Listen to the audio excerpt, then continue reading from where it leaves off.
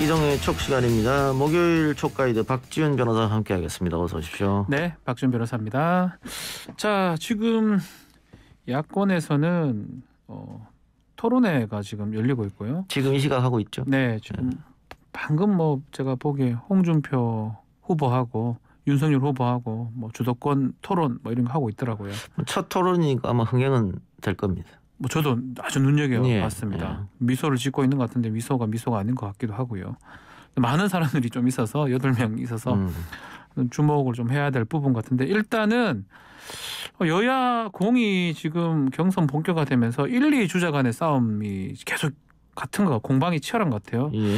특히 지금 야권 보면 고발 사주 관련으로 윤석열 전 총장하고 홍준표 의원 신경전이 계속 되고 있네요. 어쩔 수 없는 상황이죠. 네. 그리고 홍준표 후보하고 윤석열 후보가 여론조사상 지지율 차가 많이 난다면 모르겠는데 지금 홍준표 후보가 많이 쫓아와서 비슷해졌잖아요. 네. 그러다 보니 더 치열하게 싸울 수밖에 없는 심정이고, 거기다가 이게 지금 고발 사주 의혹 관련해서 윤석열 캠프 측에서 어쨌든 홍준표 캠프 측을 거론했기 때문에 네. 홍준표 후보로서는 강하게 반박할 수밖에 없다. 게다가 윤석열 캠프에는 현직 국회의원들이 많이 들어가 있는데 네. 홍준표 캠프에는 거의 없거든요. 한 명 있어요.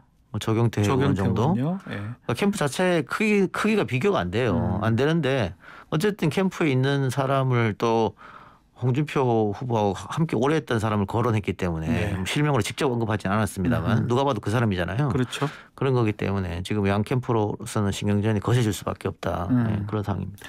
일단 이 두 후보 간의 대립이 첨예하다 보니까 이준석 당대표도 좀 나서는 모양새입니다. 이 불완전한 정보를 바탕으로 그런 의혹 제기는 없어야 된다. 그러면서 양쪽 다 노란 카드 주겠다. 이런 식으로 얘기를 하더라고요. 방송에서 한 얘기니까요. 네. 실질적으로 당대표가 할 수 있는 건 여기서는 없고요. 네.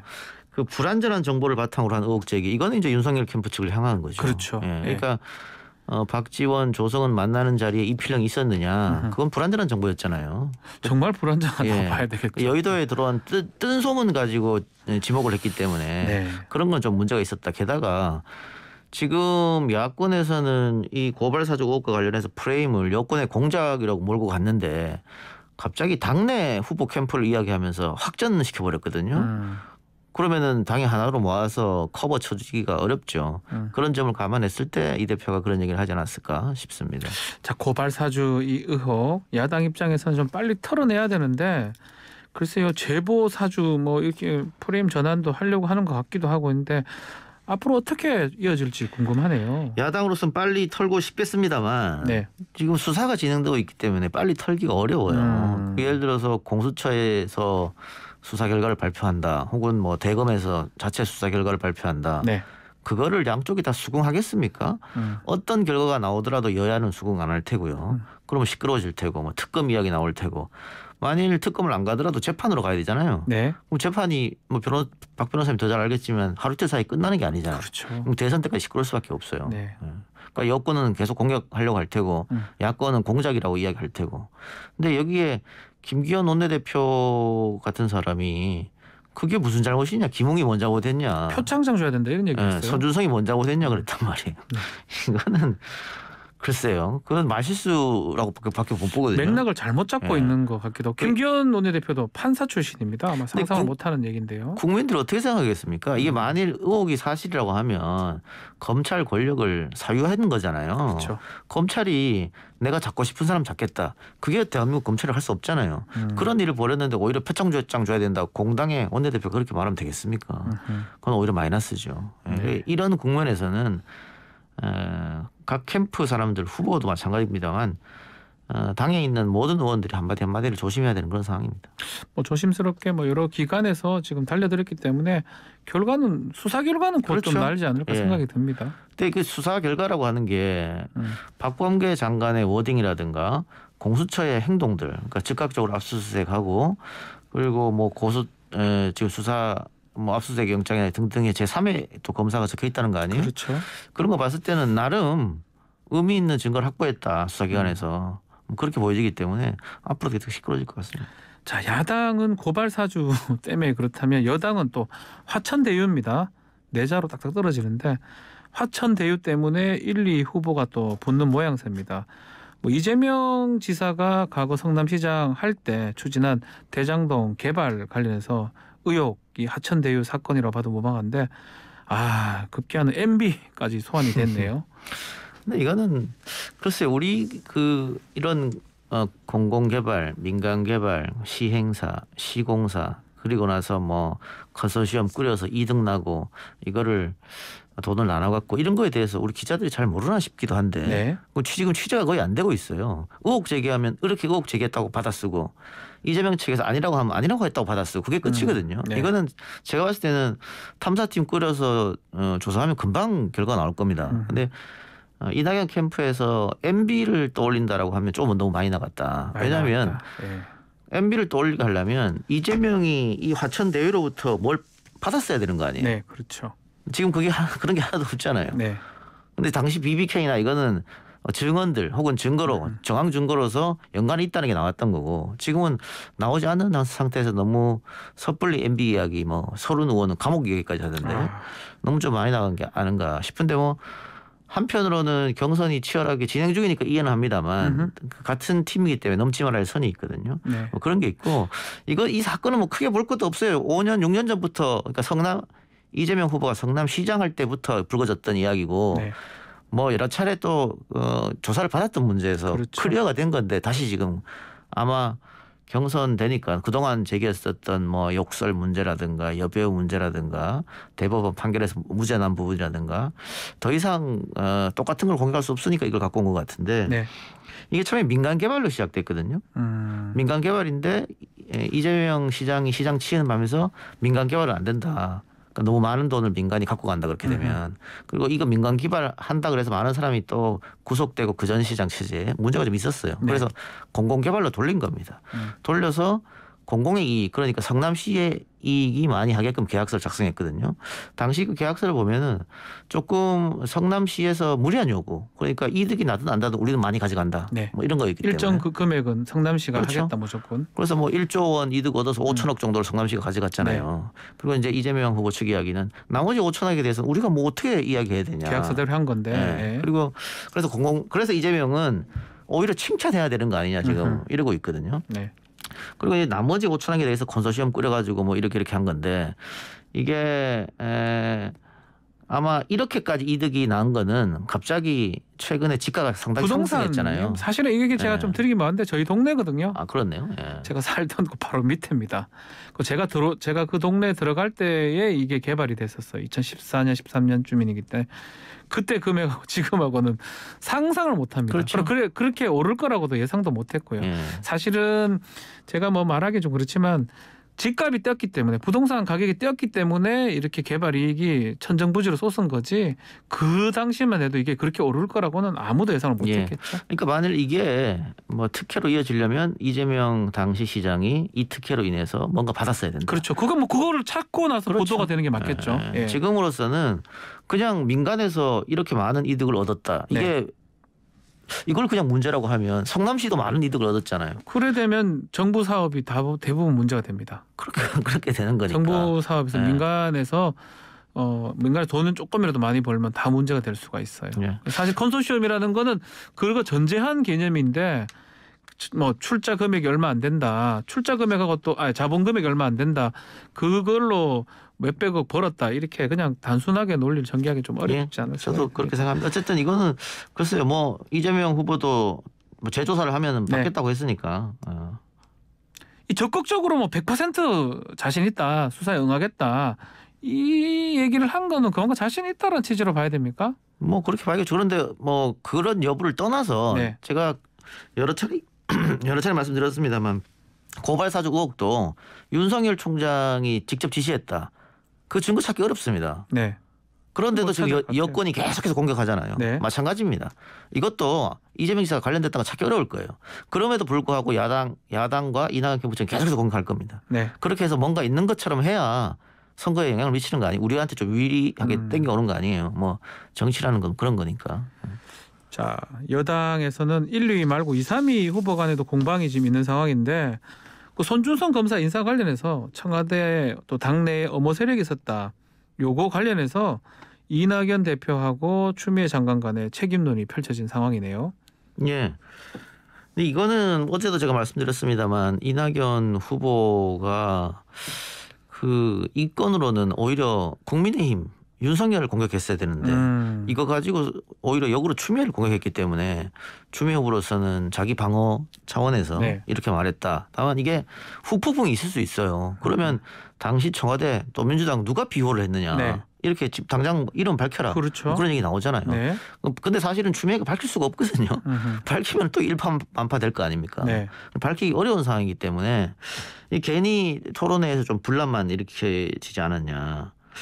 그런 생각이 듭니다. 이게. 일단은 이낙연 후보가 뭐 한 30% 정도 대구 경북에서 받으면서 아마 2차 슈퍼위크 때 좀 극적인 반전을 좀 하기 위해서 그런 것 사퇴도 같아요. 하고 뭐 여러 가지 근데, 네거티브 예. 안 네거티브가 지금 되는 상황이거든요. 근데 이게 그 윤석열 캠프에서 맨 처음에 박지원 원장이 등장하기 전에 네. 손준성 검사로 이제 코너에 몰리니까 손준성은 추미애 사람이다.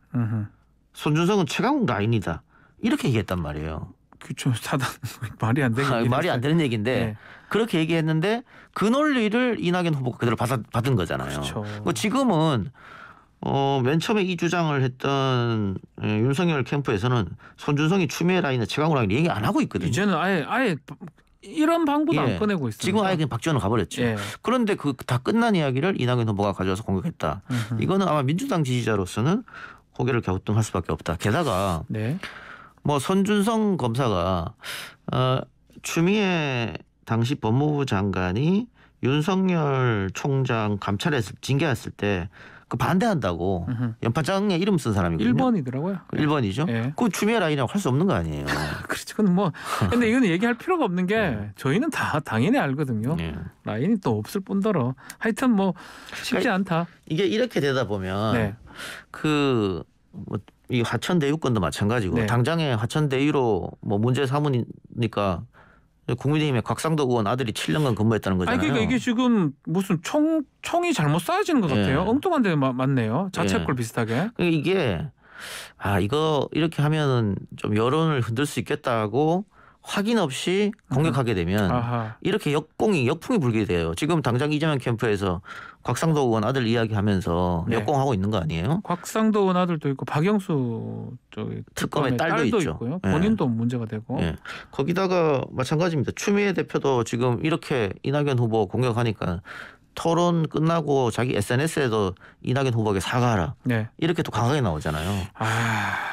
그래서 좀 아까 뭐 이준석 대표 이야기를 우리가 했습니다만 아무리 선거 기간이라고 하더라도 어느 정도 확정된 부분 가지고 이야기를 해야 되지 않겠느냐. 그렇죠. 추측, 추론만 가지고 공격하다가는 역공 당할 수 있다. 역풍 불 수 있다. 네. 그 생각을 좀 해야 되지 않겠냐 싶습니다. 근데 이게 우리 정치권 전반의 문제인데요.